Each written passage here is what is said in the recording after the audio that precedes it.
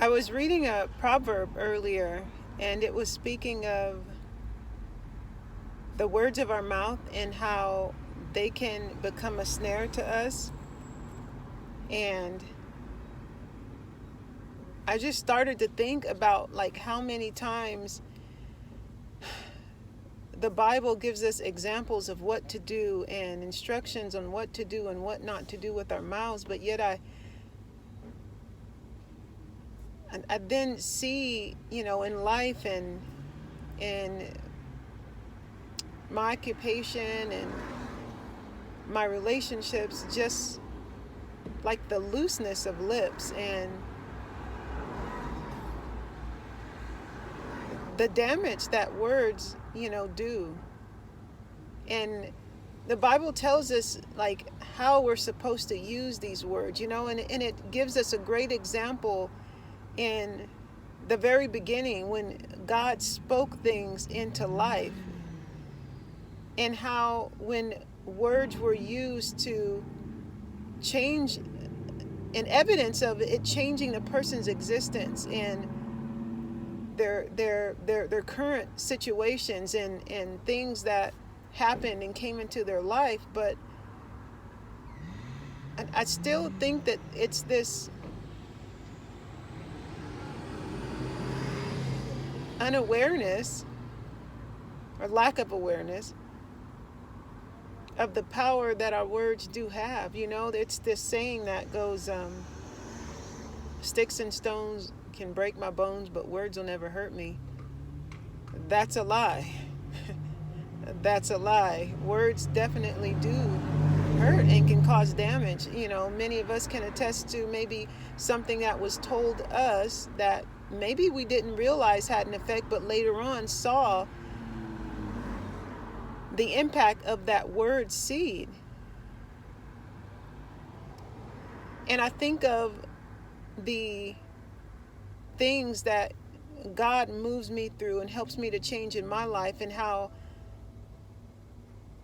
it really begins with a mind renewal. Because even the things that we think, those can still have an impact on our life, and eventually we do speak those things. But even if someone said, well, I'm not just going to speak it, well, the thing is that it's still producing fruit in your life, because it's going around in your mind and actions are being taken based off of it. And even in the physical, our body can have a physical reaction by something, by a thought. If we think about like post-traumatic stress disorder, and how just the recollection of an event that didn't happen still has a physical impact or response in their body. And the word tells us this. When it comes to changing habits, I think about the individuals, the clients I've had the privilege to work with, and how I can even see this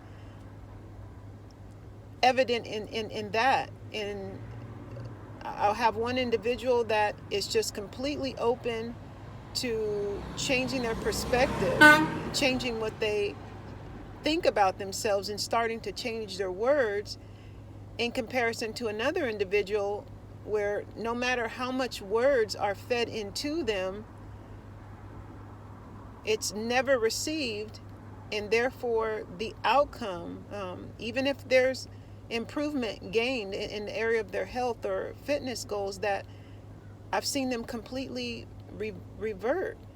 And it goes back to just that refusal of changing our perspective, and how our words have a huge impact on that. And so even if there's something that we need to change, like there's a trend, a mental trend, there's a mental pattern that I have that's a default to a certain area that's leading me to produce fruit that is counterproductive to my life.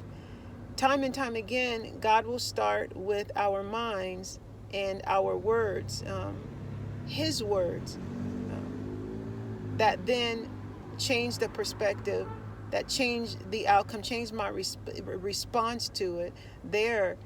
And that's where it starts. So if there's something, which I think that's with all of us, that you know God is working on in your heart,